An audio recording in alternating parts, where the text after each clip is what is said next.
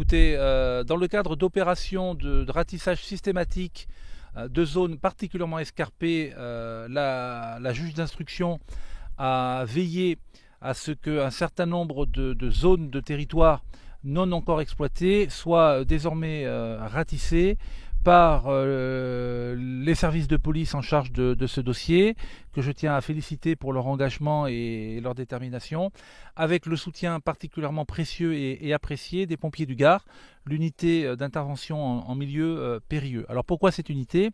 Parce que, comme vous le savez, la quasi-intégralité des zones dont nous parlons avait déjà été ratissée, aussi bien les bas que les hauts. Mais là, la juge d'instruction a demandé à ce qu'on travaille dans la verticalité, c'est-à-dire des zones de falaise où on ne peut accéder que par des moyens dédiés en rappel et en pendulaire. Donc avec des enjeux aussi de sécurité pour les personnes. Ces opérations de ratissage ont débuté en début de semaine et plusieurs falaises ont ainsi été exploitées et avait été conservée pour aujourd'hui une zone dont les enquêteurs savaient qu'elle était régulièrement fréquentée par Lucas Tronche afin de pouvoir concentrer les moyens sur cette zone. De fait, ce matin, lors d'une descente en rappel, les pompiers, alors qu'ils pensaient que cette zone était vierge de tout indice, lors de leur remontée, ont constaté la présence d'un sac à dos. Et à la suite de ce sac à dos, on fait des recherches supplémentaires et sur des escarpements successifs, on découvert des ossements très probablement d'origine humaine, ainsi que des débris de vêtements.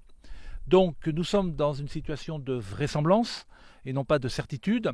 Vraisemblance parce que le point en question est un point dont on sait qu'il était régulièrement fréquenté par Lucas Tronche, que les débris de vêtements qui ont été retrouvés sont susceptibles, mais il faut être prudent car bien entendu ils ont été abîmés par les intempéries, sont susceptibles de ressembler à ceux que pouvait porter Lucas Tronche, et le sac à dos est fortement similaire à celui avec lequel Lucas Tronche est parti. Voilà, donc, mais on reste encore sur une vraisemblance.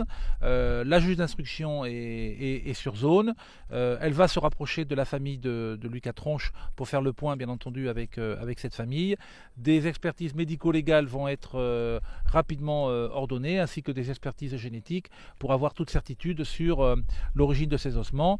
Comme cela va de soi, la juge d'instruction m'a fait savoir que toutes les hypothèses de travail restent ouvertes, parce que bien entendu, les raisons de la présence de ces ossements et de ce sac restent inconnues, et que ça peut être aussi bien une chute accidentelle, un geste volontaire de se jeter dans le vide, ou bien une altercation et quelqu'un qui est poussé dans le vide.